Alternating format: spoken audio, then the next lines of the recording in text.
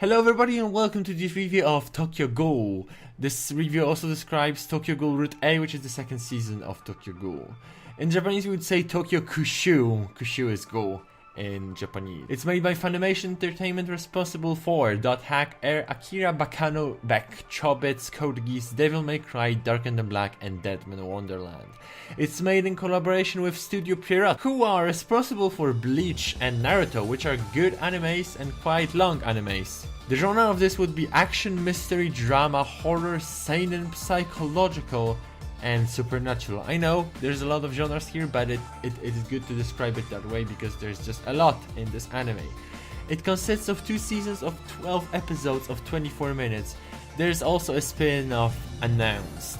Third season is supposed to come out during summer, so there's quite a lot to watch actually. Tokyo Ghoul seems to divide people into 2 groups. One of them saying, season 1 was okay, but the second season was so bad. And then the other group, hey, I'm quite a fan of that, both seasons were pretty cool. And I guess that both groups have their own rights, and I do respect both sides and their arguments. Although, in this review I'm going to talk about this series from the side I've chosen. Let me say that loud and clear, I'm quite a fan of that, and I think it's a good series with a magnificent plot, a marvelous problem which I would discuss with my friends and think about even now. You might be curious what that discussion might be about, and well, it's essentially about choosing one side, just like with this review, because you cannot solve this problem by a consensus. And yes, that is the problem, being able to surrender on somebody, being able to survive, being able to live without a part of yourself. After watching this, you might ask yourself whether what you saw is fair or not. You might ask yourself if what happened is humanly right. You might ask yourself what you would do. What would your behavior be like?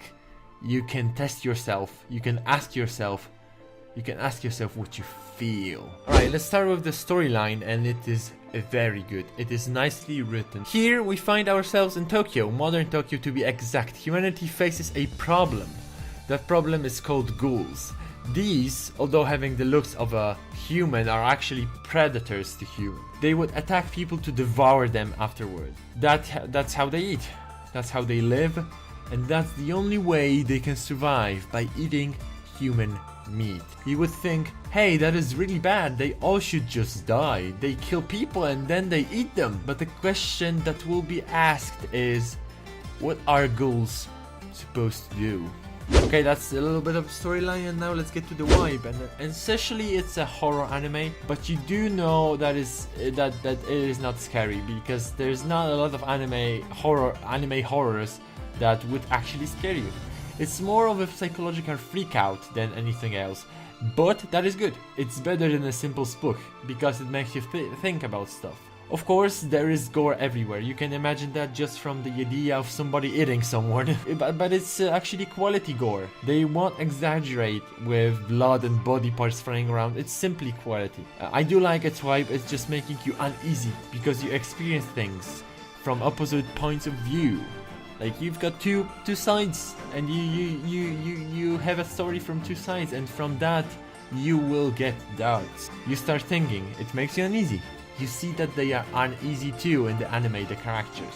It's good. It will keep you going through the whole anime. The uneasiness. It also changes. The vibe changes. I cannot judge if it changes for the better, but it simply just changes. I could say it's more uneasy. Uneasy is a good word to describe that vibe. Yeah, I think that is good. Let's get to the art style now, and damn, it's pretty. It's damn pretty. You can obviously see that they wanted to make it old school style. Especially the investigators. Big guys, big muscles, small heads, small eyes. It works well for the vibe. And yes, animation quality is awesome, especially in fights. You could imagine that from the people that made Bleach and Naruto. Like, these are the animes for fighting. So yeah, that's good. They surely know what they are doing. There is nothing in the art style that would make you mad or unsatisfied. I like the looks of it, and it's just quality drawing. Let's now get to the music and voice acting, and I've been listening to opening from that anime for a couple of weeks now, and I can't get enough of it. Acoustic version of it is even better. I simply love its soundtrack, just because you can hear lots of violin there, and that is simply what I love. if I could marry violin, I would do it right away. So quickly enough, we go to the conclusion, and in the conclusion, I simply think that this is an anime without mistakes. They didn't make any mistakes, at least I couldn't find them. To be honest with you guys, while turning on the first episode on my PC, I was very pessimistic towards the series. I knew it was very popular, and often very popular animes are bad. I was surprised, and I am happy to be surprised. I do think it's not for everybody, but it's an anime to watch. There's a lot to feel, there's a lot to experience if you are able to understand it.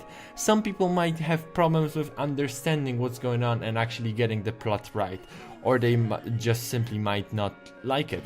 I heard people saying that the series is actually disappointing, and I do not agree with them. Thank you so much for watching. Hope you enjoyed. Tell me in the comments if you watch or if you will watch this series.